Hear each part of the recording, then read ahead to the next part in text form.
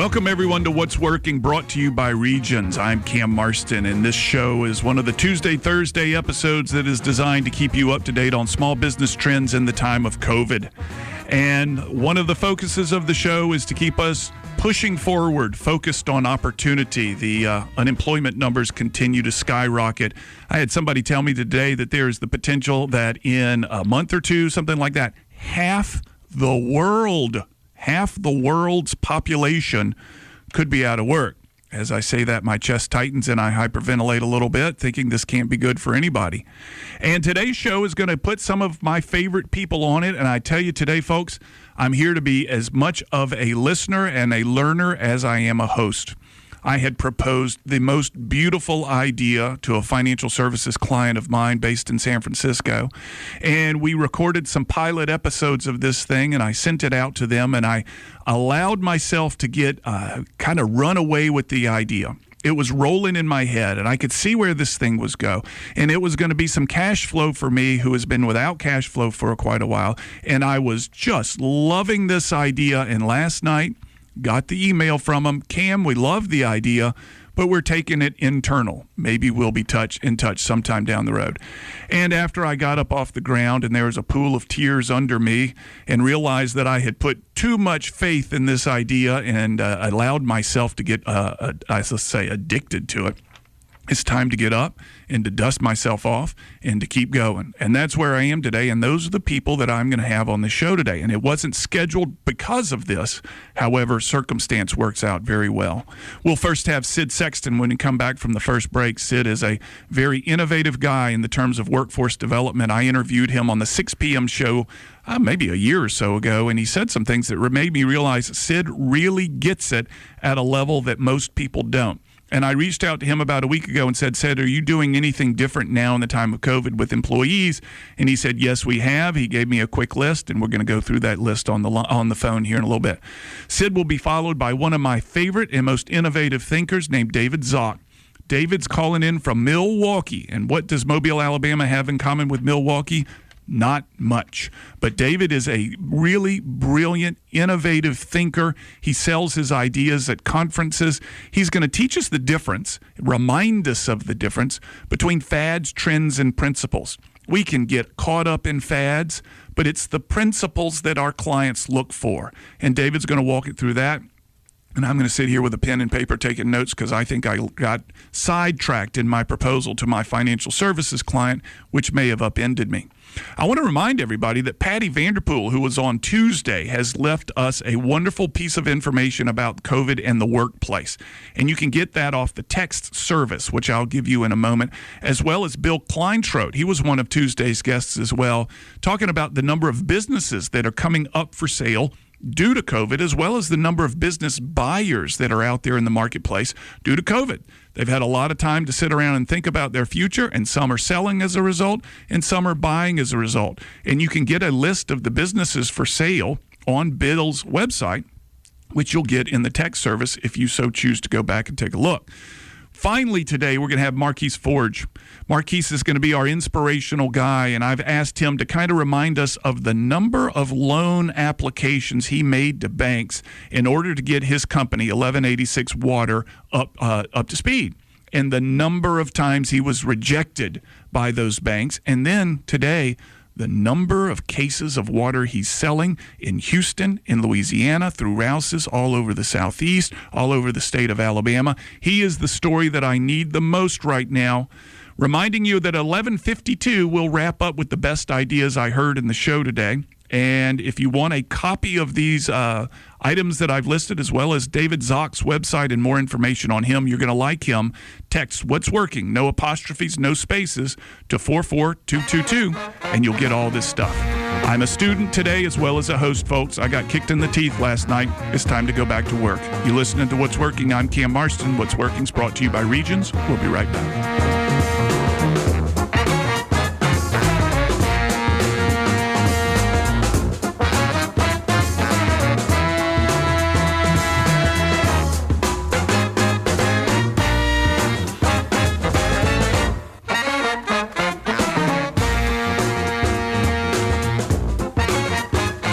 What's Working is the world's greatest radio show that you're listening to right now, and it's brought to you by Regions. And I got on the line Sid Sexton. Most of you have likely heard Sid's advertisements on this station. He does a really good job, and I think he values the advertising that he does, brings him return. But what you don't know is he's got a background in the Coast Guard. He played competitive soccer in college, and he's got a very successful company based out of Daphne. Sid, thanks for your time. Welcome back to What's Working. Hey, thanks, Cam. I'm a fan, and I'm honored to be on. Yeah, I appreciate your willingness to do so. And you're when I sat with you and recorded that show that aired at 6 p.m. maybe it was a year ago. I don't know when it was. I remember thinking this guy sees things a little bit differently. And in fact, you talked about some of the things that you do with your workforce. That the only other place that I had heard those trends was with Enterprise Rent-A-Car. And I'm thinking this guy's doing it on a local level and has had an extraordinary amount of success. I reached out to you a little while ago and said, hey, what are you doing now in COVID with your employees or perhaps even your customers? Have you changed anything? And your response was emphatically yes. Let's go through some of those changes because certainly there are people out there that could benefit from these ideas. Sure. Yeah. It seemed overnight everything changed, and then it seemed like the next night everything changed again. So, yeah, emphatically we were doing things different. So how would you like to start? Well, let's talk about, you gave me a list that I copied from that text that you and I traded. Okay. There's a lot more communication that you're doing. Let's talk about that. You said it's in smaller chunks and to both clients and team members. More communication, but smaller messages. Is that right? Yeah, so that is kind of the critical component, is that just thinking about communication, our clients, and really, I'm always more focused on our team members, that they're getting tons of information and they've got tons of questions, and the free-floating anxiety of not knowing what's going on is bad for them, or puts them in a bad mood. But they can't take too much information all at once because there's just so much stuff coming. So we made a conscious decision to just communicate more frequently. Instead of like once a week, we'll communicate 3 times a week, but in smaller chunks, like 3 sentences or 2 sentences, but not 1 page or 3 paragraphs. And this is content to your employees that we're talking about now. What are you telling them? What do you think they're wanting to hear from you? Well, so we've got a something called Crew app. It's similar to Slack, and so the ladies in the office, our sales staff, our managers, account managers are all on it, but so are our field people. And so we're sending information like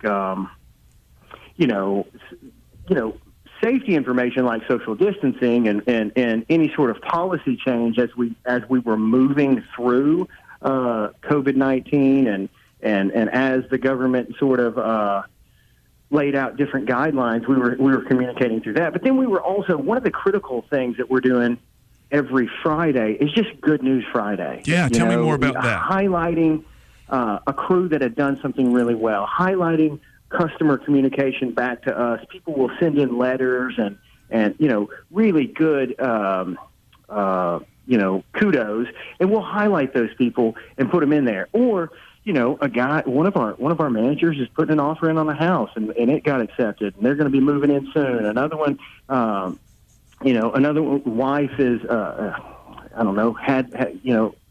got some degree or something like that. So we're passing on that information on Fridays and just trying to wrap up the week that I know was difficult for them with some good news going into the weekend. Yeah, so you're communicating more frequently with the employees. You're giving them reason to be hopeful or positive. It's one of the reasons that we end this show each Tuesday and Thursday on an inspirational and motivational note. What about communication to clients, to your customers? Has that changed in any way since this COVID junk hit us? It has a little bit. Like, we don't want to hop on.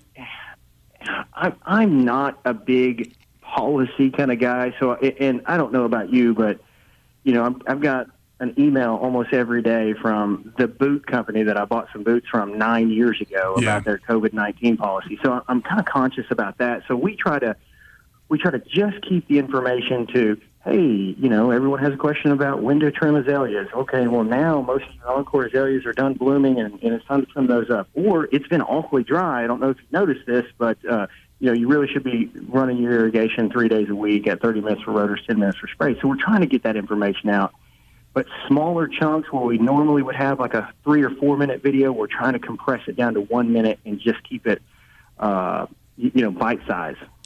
Is there, how are you measuring the efficacy of these more frequent and smaller chunks? Is it a feel, or are you surveying? Tell me what you're doing to measure how well this is working. Well, it's a little bit more of a feel, but it's also, we track everything. We haven't done a survey yet. Again, I'm trying not to push too much out to our customer and ask too much of them, but we do track leads, and our leads are up significantly. Now, our average job size and our average ticket size is half of what it used to be, but we're keeping the leads coming in. So it's a really good lead measure for us that we're doing a pretty good job. How have you addressed the employees' concerns about their well-being? What are you doing to keep them feeling safe in this environment?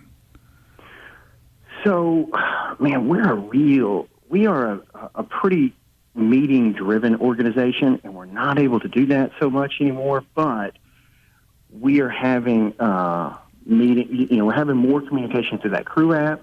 We still have departmental meetings outside, keeping distance and everything, but, we're asking more questions like that, like, how's everyone feeling? Got any questions? Got any concerns? So we're just checking in with them more.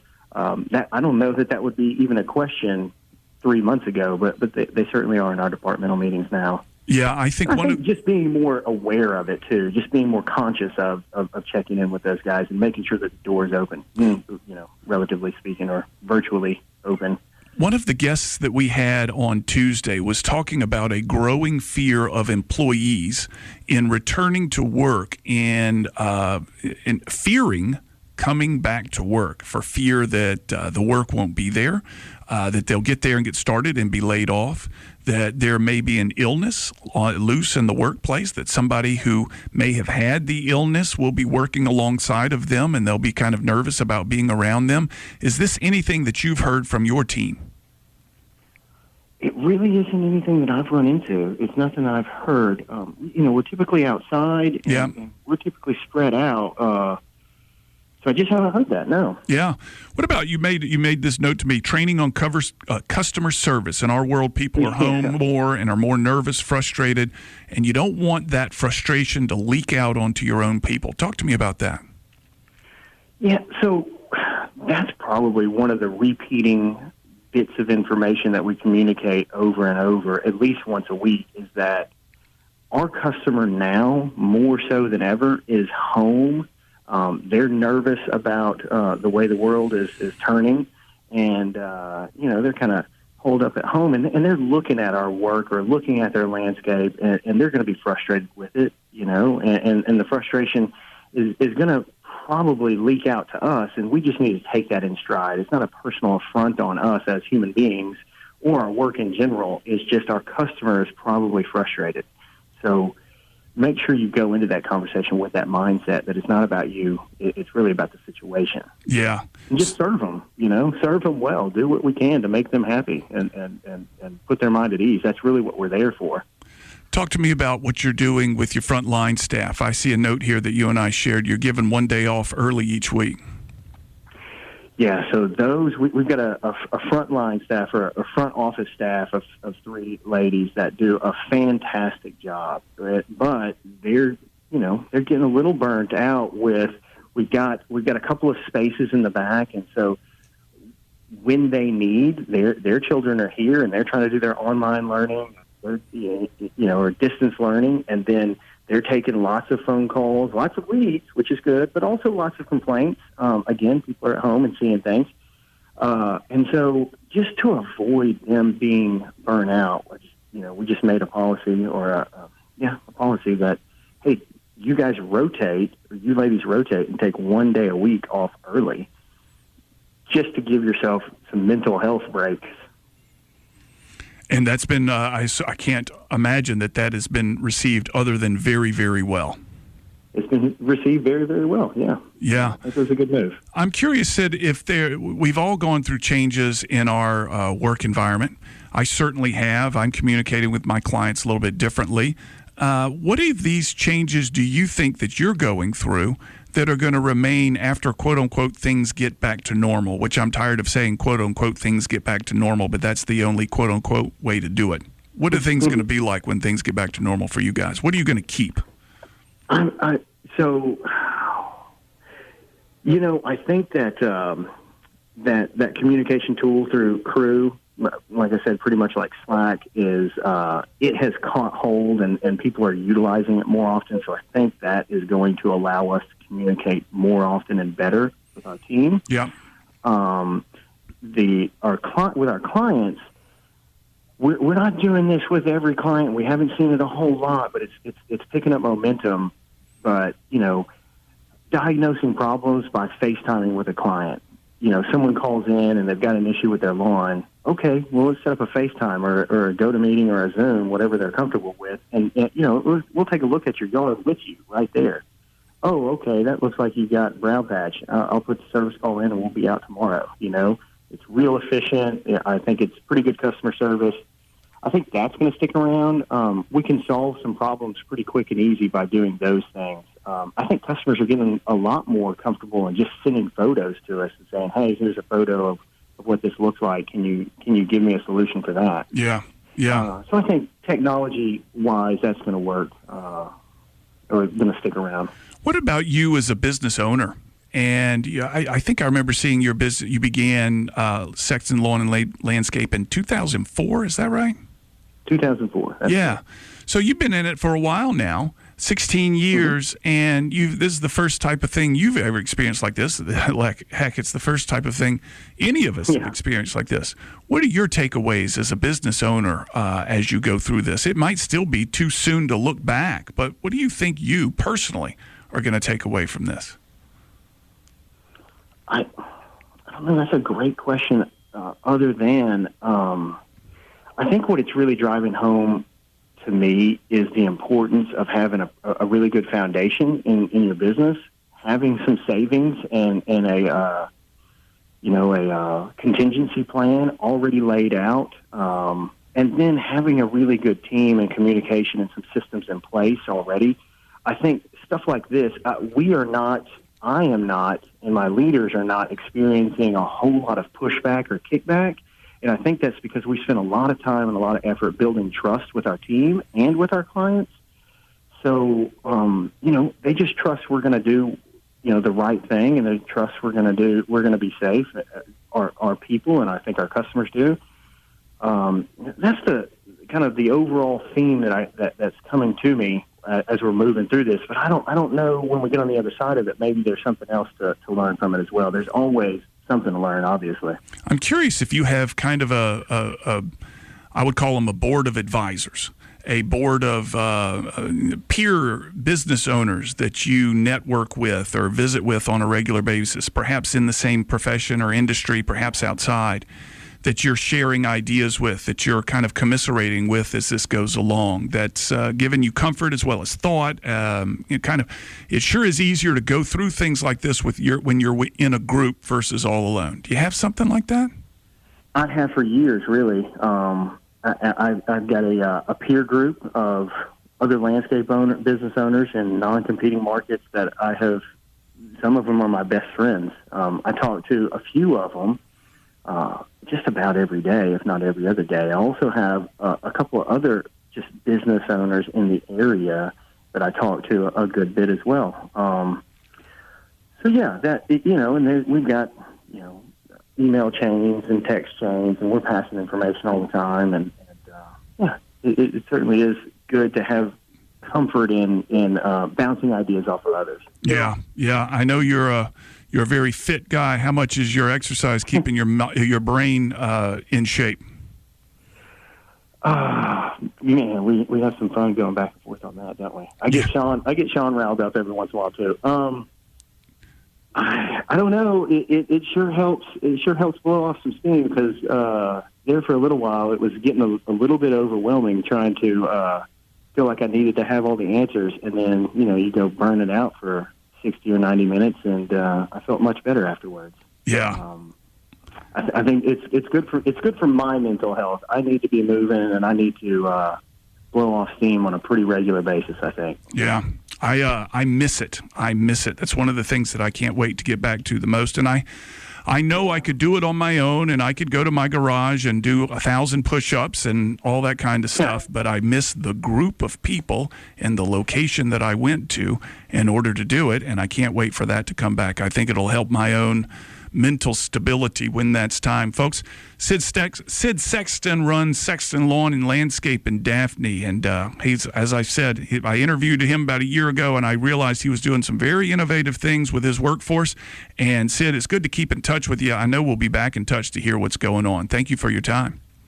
Cam, thank you. I really appreciate it. Yeah, you're listening to What's Working. I'm Cam Marston. What's Working is brought to you by Regions. After this break, we'll come back with David Zock, one of the most innovative thinkers I've come across, and a man I'm proud to call my friend, and who makes me slack-jawed with his ideas over and over again. Get ready for Dave Zock when we come back. You're listening to What's Working. We'll be right back.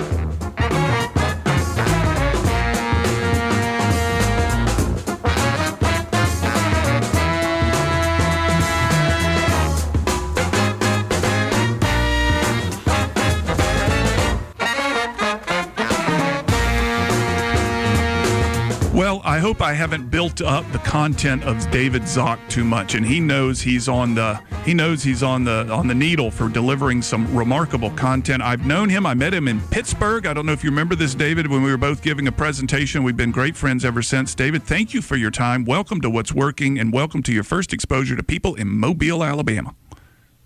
I have been there before a long time ago, but I am honored to be on the show, Cam. Yeah, I appreciate it. In fact, you helped me think through this show 2-3 years ago now when I first began conceiving this, and you were very helpful and introduced me to some of your friends. But let's quickly get into the content. Did you hear my comments earlier, David, about getting kicked in the teeth and having my proposal rejected and instead taken internally? Yes, I did. Yes, and I can feel your gloom and doom for me. At least I'm manufacturing that in my mind. You are a futurist trained in futurist studies. You've got a degree in this thing, and I want you to tell us briefly about that, what that title is, what it is that you do, and then I want to jump into fads, trends, and principles and see if I can't understand why my proposal failed based on your fads, trends, and principles idea. So start.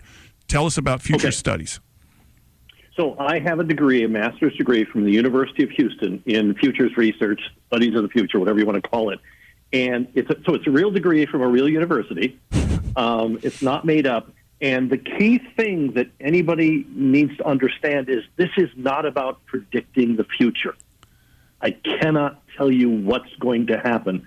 But what my training does help me understand is helping you understand how do we think about it? Yes. So like when you hear somebody telling you this is going to happen in the future, you can ask questions like, is there a profit motive behind the profit motive? Yes. You know, are they selling us something?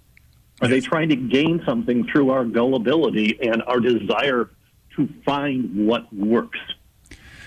Well, let's move from there into the fads, trends, principle concept, which I have loved since I first heard it, and give, if you would, everyone an overview of this concept, and then let's apply it to our society today. All right. So a quick preface in that sense is, in a time of tumultuous change, when there's dramatic change going on, don't try to figure out what is the next quick change. Look for things that don't change. Yes. What endures. So I've divided, if you're looking out there at the playing field of what's going on right now in April 2020, look for fads, trends, and principles. Fads are momentary. They are the best sort of metaphor for a fad is spice.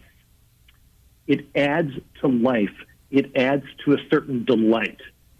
You need just enough of it, but not too much of it. Any fad you can safely ignore, but if you ignored too many of them, you'll be boring. And when you think about your life, some of the most memorable things are about those momentary things. We go to trends, and trends are about change and transformation across time. So more of something, less of something. A good metaphor here is that fads are like the waves on the water, and trends are like the currents. one rocks the boat, and that's what we pay attention to. That's what's easy to see. Trends move the boat. And in terms of how you need to be thinking about it is that trends are about investment, about planning ahead, of trying to anticipate, do I need more of this, less of this? Do I want to fight it? Do I want to support it? And in the end, over time, do I gain or have I lost? And then with principles, those are the things that transcend time. So the other two are about changes. Principles are all the things that don't change, that endure. And so think about, like when I was talking about that idea of, what doesn't change. Think about things that are close to you. Think about family. Think about faith. Think about books versus websites. Think about documents that maybe have words like, we hold these truths to be self-evident. That, look for the things that endure. And then stepping back from that, how do we find a balance of those? How do we let principles guide our decisions of what we think about a trend or even about, fads? So we base decisions on principles, and we evaluate fads and trends through the principles that are enduring. Do I have that somewhat right? That's what you want. That's what you want. Yeah. But we get caught up in fads and trends and lose sight of the principles. Yes. Yes. All right. Let's take this idea of principles, fads, and trends and apply them to the business climate today. There's panic, there's pandemonium, there's recession, there's perhaps depression going around the corner.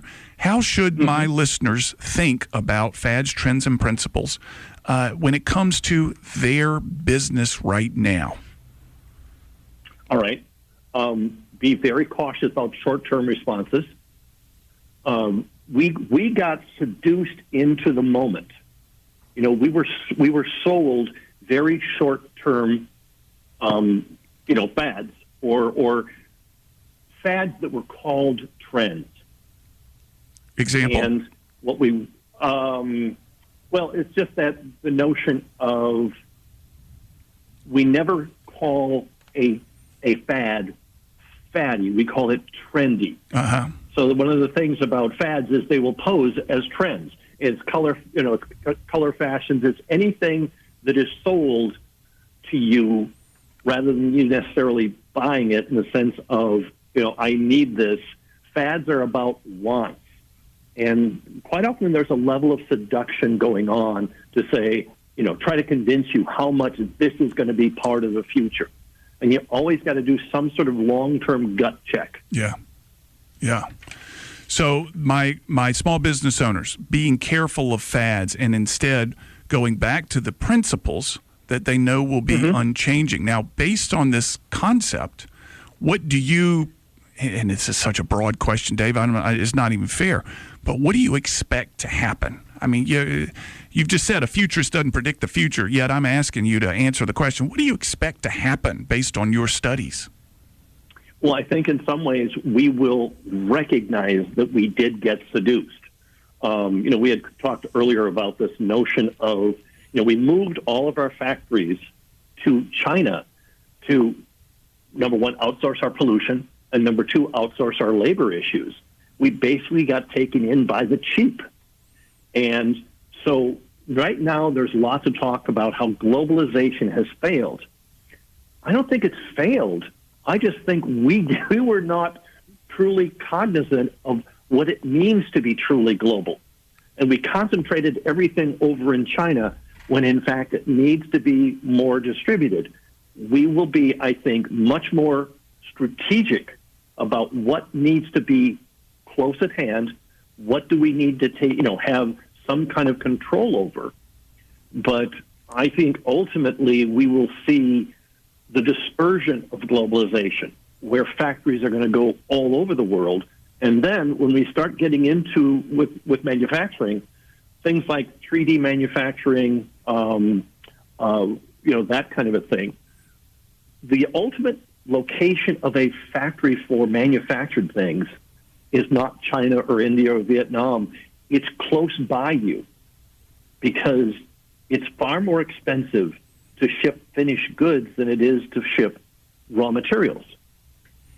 So, the ultimate location is nearby. And so I think we're going to see ultimately 10 years down the line that you're going to see factories distributed throughout the world.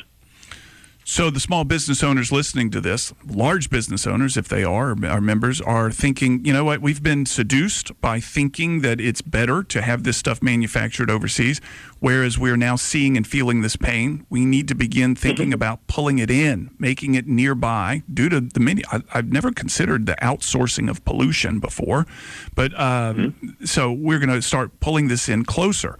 The business owners that are suppliers to these manufacturers, my listeners, are now thinking, okay, what do I do if this is the future? And this isn't next week. This is next year or maybe 2 years down the road, I suspect. And they're now positioning. They need to begin thinking about positioning themselves to be a local supplier versus a supplier to a manufacturing plant in China. Is that right? Well, I think there's going to be a lot of sort of infrastructural changes in terms of when we think about logistics. And I think there are tremendous opportunities in the realm of logistics of how do we gain access, how do we distribute things. And part of a lot of this is going to come from us learning to, and you and I have talked about this before, stop thinking outside the box. Learn to think into other boxes and look towards other businesses that have similar type interests that may be very specific, but we've got to have a lot more outreach.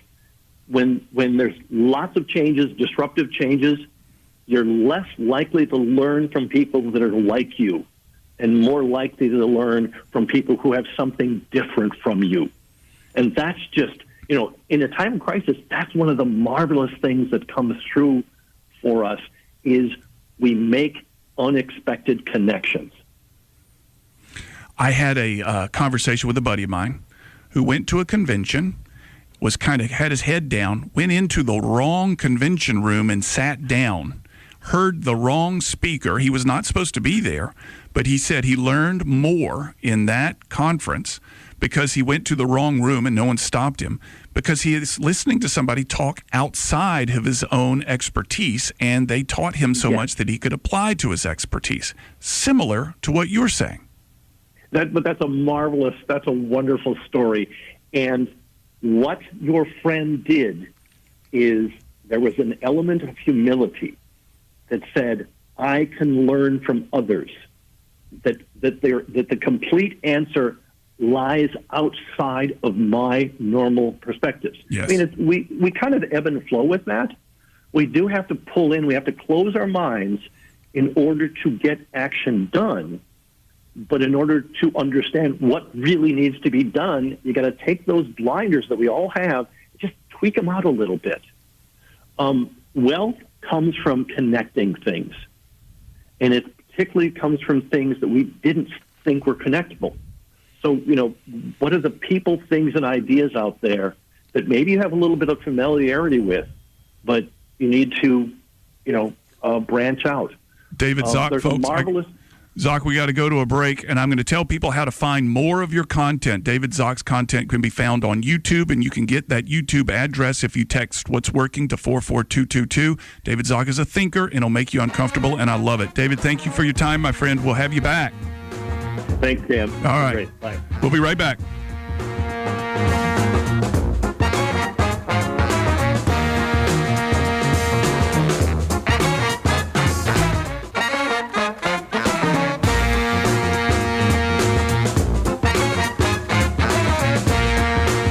Let's sum up, folks, and I have to admit that when Dave Zock was on the phone, I forgot to make notes. I was trying to internalize his comments and perhaps analyze why I lost that lovely piece of business. I actually didn't lose the business. I never got it.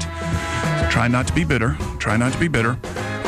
Sid Sexton was on first. Talked about more communication, smaller bursts, but more frequent communication with both clients and team members, as well as a Friday wrap-up of optimism, which we're about to get to on this show.